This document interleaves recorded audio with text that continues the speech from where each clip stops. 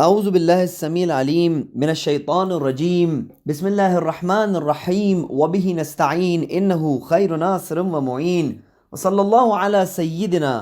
محمد وآلہ الطیبین الطاہرین اللہم صلی علی محمد وآل محمد۔ عزیزان گرامی سامعین محترم، السلام علیکم ورحمۃ اللہ وبرکاتہ۔ دعائے ابو حمزہ اسماعیلی کے شرح اور ترجمے کے سلسلے میں نوے لیکچر کے ساتھ آپ کی خدمت میں حاضر ہیں۔ عزیزان گرامی، جس مہینے میں ہم اللہ سبحانہ و تعالیٰ کے مہمان بن کر داخل ہوئے تھے، جس مہینے میں ہم نے اللہ سبحانہ و تعالیٰ کے مہمان ہونے کا شرف حاصل کیا تھا، وہ مہینے کے اب 10 دن پورے ہو گئے۔ اور کیا مہربان پروردگار ہے ہمارا کہ اس نے ماہ رجب سے ہمارے لیے اہتمام شروع کیا۔ ماہ رجب یعنی اہل بیت علیہ السلام کے مہینے میں ہم نے عظیم دعاؤں کے ذریعے پروردگار سے تقرب حاصل کیا اور ماہ رمضان کے لیے تیاری کی۔ یوم نرجوہ لکل خیر وآمن سخطہ عند کل شہر۔ اور اس کے بعد ہم حضور اکرم صلی اللہ علیہ وآلہ وسلم کے مہینے میں یعنی ماہ شعبان میں داخل ہوئے، اور اس کے بعد معرفت و کرامت و مغفرت کی کوئی انتہا ہی نہیں تھی۔ مناجات شعبانیہ جیسے وسیلے سے ہم نے پروردگار متعال کے در پر تقرب حاصل کرنے کی کوشش کی، اور پروردگار نے بھی ہمیں نوازا، ہمارے گناہوں کو معاف کیا اور ہمارے دل کے ظرف کو صاف کیا اور اس قابل بنایا کہ جب ماہ رمضان میں ہم داخل ہوں تو ہمارے دل کا ظرف بھرا ہوا نہ ہو کہ پروردگار متعال کی نازل کردہ رحمتیں اس میں سے چھلکنے نہ لگیں، بلکہ یہ ظرف خالی ہو، پروردگار کے لطف کو قبول کرنے کے لیے تیار ہو، اور یہ ظرف تمام آلودگیوں سے پاک ہو، تاکہ خداوند متعال کی جانب سے نازل ہونے والی نعمتوں کا، رحمتوں کا اثر ہو۔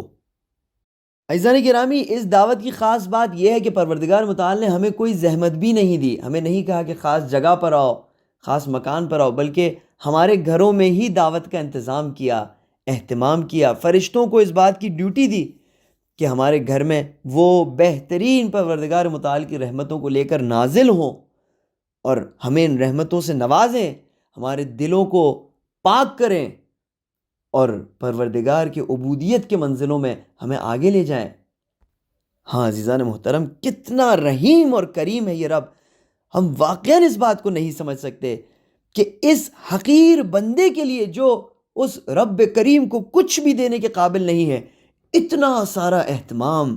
اتنی ساری سربلندی، اتنا سارا شرف، اتنی عزت کہ اس کی کوئی انتہا نہیں ہے۔ عزیزان گرامی، یہ عزت اور شرافت سے بندے کے ساتھ برتاؤ کرنے کا انداز تمام عمر جاری ہے۔ پروردگار متعال نے قرآن مجید میں ہمیں اس عزت سے نوازا کہ جس کی کوئی مثال نہیں ہے، کہ یہ بے نیاز رب، یہ غنی رب اس فقیر اور سراپا نیاز بندے سے کہتا ہے کہ ان تنصروا اللہ ینصرکم ویثبت اقدامکم، تم آؤ اور تم ہماری مدد کرو، ہم بھی تمہاری مدد کریں گے۔ اگرچہ کہ تم اپنے آپ کو اس قابل نہیں سمجھتے، لیکن ہمیں پتہ ہے کہ ہم نے تمہیں کیا بنایا ہے اور کیسے بنایا ہے، اور ہمیں پتہ ہے کہ تم اس بات کے قابل ہو کہ تم ہماری مدد کر سکو۔ ہاں عزیزان گرامی، تو اس مہربان رب کے اس عظیم دعوت کے 10 دن پورے ہو گئے۔ اگر ہم نے اس عظیم مہینے کے ان 10 دنوں سے فائدہ حاصل کیا ہے تو الحمدللہ رب العالمین، اور اگلے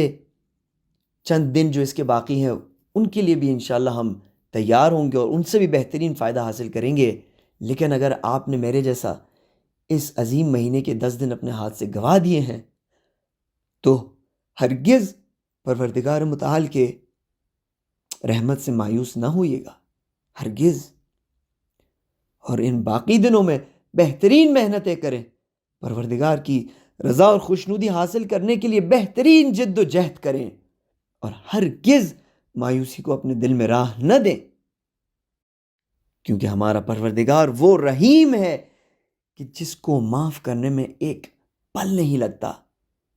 وہ تو صرف اس نے ہمیں بلندی عطا کرنے کے لیے، ہمیں سر بلند کرنے کے لیے، ہماری تربیت کرنے کے لیے اتنا سارا اہتمام کیا ہے، تو آئیے اس تربیت سے بہترین فائدہ حاصل کریں۔ دعائے ابو حمزہ السمالی کے عربی الفاظ آپ کی خدمت میں پیش کرتا ہوں۔ انت المحسن ونحن المسيئون فتجاوز یا رب عن قبیح ما عندنا بجمیل ما عندك وأي جهل يا رب لا يسعه جودك أو أي زمان أطول من أناتك وما قدر أعمالنا في جنب نعمك وكيف نستكثر أعمالا نقابل بها كرمك بل كيف يضيق على المذنبين ما وسعهم من رحمتك۔ عزیزان گرامی، دعا کے اس حصے میں پروردگار متعال کی بارگاہ میں عرض کرتے ہیں کہ انت المحسن، تو ہے جو احسان اور نیکی کرتا ہے، محسن تیری صفت ہے، ونحن المسیئون، اور ہم وہ ہیں جو کہ گنہگار ہیں، ہم وہ ہیں کہ جو سیاہ روح ہیں، فتجاوز یا رب عن قبیح ما عندنا بجمیل ما عندک، پس اے پروردگار تو اپنی تمام اچھی اور عظیم صفات کی بنا پر ہمارے سیاہ کارنامے کو، ہمارے قبیح اعمال کو، ہمارے برے اعمال کو معاف فرما دے۔ ہاں پروردگار، ہم اقرار کرتے ہیں کہ ہم جاہل ہیں، ہم نادان ہیں، لیکن وَأَيُّ جَهْلٍ یا رب لا يَسَعْهُ جُودُكَ، پروردگارہ وہ کون سی جہالت کی بے آب و علف سرزمین ہے، وہ کون سا جہالت کا بنجر میدان ہے کہ جس کے اوپر تیرے جود و سخاوت و کرم کے بادل نہ برس سکیں، اور جس پر تیرے جود و سخاوت کے بادل برس کر اسے علم و حکمت کی ہریالی سے نہ نواز سکیں۔ او ای زمان اطول من اناتک،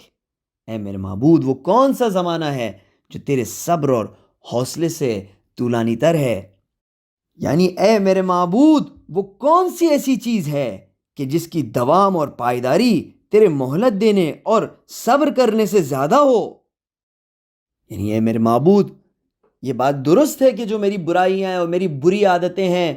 وہ مجھ میں بہت پائیدار ہو چکی ہیں، ان کی جڑیں مجھ میں مضبوط ہو چکی ہیں،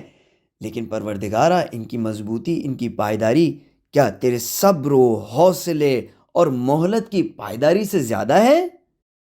ایو زمان اطول من اناتک، کس چیز کی مدت، کس چیز کی پائیداری تیری مہلت و صبر سے زیادہ ہو سکتی ہے؟ ہاں میرے معبود، مجھے اس بات کا یقین ہے کہ تیرے یہ صبر و حوصلے سے بھرپور تربیتی انداز اتنا دوام پائے گا، اتنا پائیدار رہے گا، جب تک کہ ان برائیوں کی جڑیں مجھ میں سے ختم ہو جائیں گی، ان برائیوں کی مدت ختم ہو جائے گی، اور میں پاک و پاکیزہ بن کر تیرے عبودیت اور تیرے بندگی کے میدان میں کمال حاصل کرنے کے لیے آگے بڑھوں گا۔ ہاں میرے معبود، وما قدر اعمالنا فی جنب نعمک، تیرے نعمتوں کے مقابلے میں ہمارے اعمال کی ارزش ہی کیا ہے، ہمارے اعمال کی اوقات ہی کیا ہے۔ وکیف نستکثر اعمالا نقابل بہا کرمک، ہم کیسے اپنے اعمال میں اضافہ کر کے انہیں تیرے کرم کے سامنے لا کر کھڑا کریں، ہم اپنے اعمال کے ذریعے تیرے کرم اور بخششوں کا مقابلہ کیسے کر سکتے ہیں؟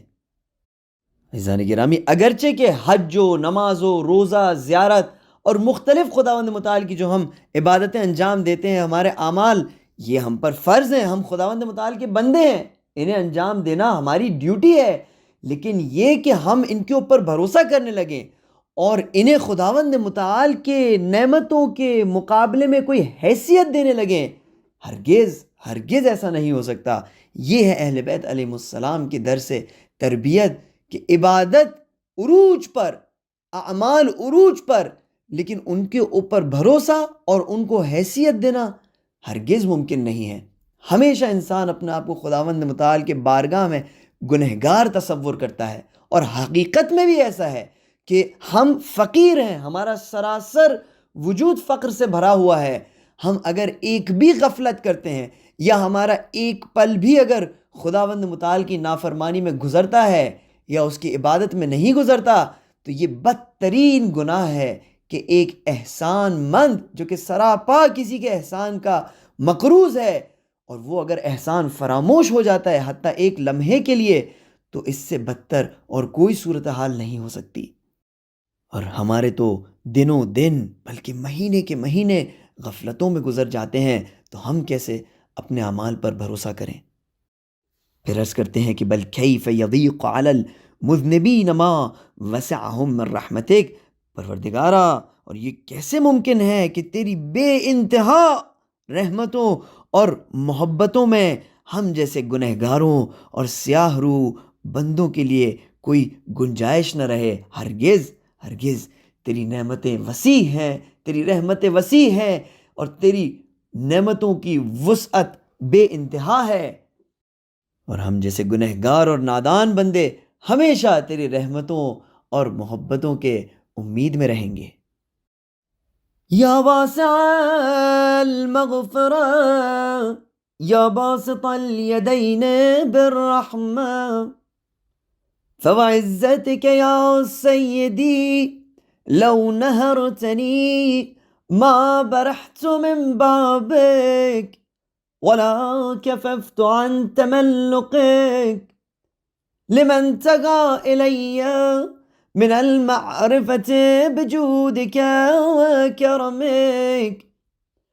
وأنت الفعال لما تشاء